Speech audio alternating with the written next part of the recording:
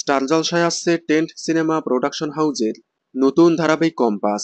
এই ধারাবাহিকে প্রধান নায়িকার ভূমিকায় দেখা যাচ্ছে অভিনেত্রী পর্ণা চক্রবর্তীকে, যাকে এর আগে অন্যান্য ধারাবাহিকে দেখা গেলেও সেরকম প্রধান ভূমিকায় দেখা যায়নি। নায়কের ভূমিকায় দেখা যাচ্ছে অভিনেতা অর্ক প্রভকে, যাকে এর আগে তোমাদের রানী 2 শালিকে দেখা গিয়েছিল। এছাড়াও এই ধারাবাহিকে দেখা যাবে রাহুল গাঙ্গুলি, একতা গাঙ্গুলি, অন্বেষা চক্রবর্তী সহ জনপ্রিয় অভিনেতা অভিনেত্রী।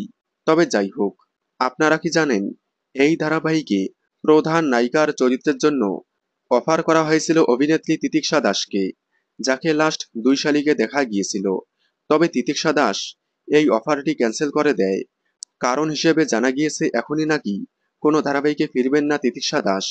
এ কারণেই জলসার এই নতুন ধারাবাহিকের অফার ক্যান্সেল করে দেন। তিতিক্ষা দাস এই অফার অ্যাকসেপ্ট করলে আবারও দেবা আখিকে জুটি বেঁধে একসাথে দেখা যেত। তাছাড়াও শোনা গিয়েছে অর্কপ্রভ এবং তিতিক্ষা দাসের পার্সোনালভাবে সেরকম সম্পর্ক ভালো নেই। এ কারণেই তিতিক্ষা দাস অফারটি ক্যান্সেল করে দেন। তবে এটার কোনো সত্যতা যাচাই করা হয়নি। কম্পাসে তিতিক্ষা দাস হলে আপনাদের কেমন লাগতো কমেন্টে জানাবেন। বাংলা বিনোদনের এই ধরনের সকল আপডেট সবার আগে পেতে চ্যানেলটি সাবস্ক্রাইব করে পাশে থাকা বেল আইকনটি বাজিয়ে দিন। ধন্যবাদ।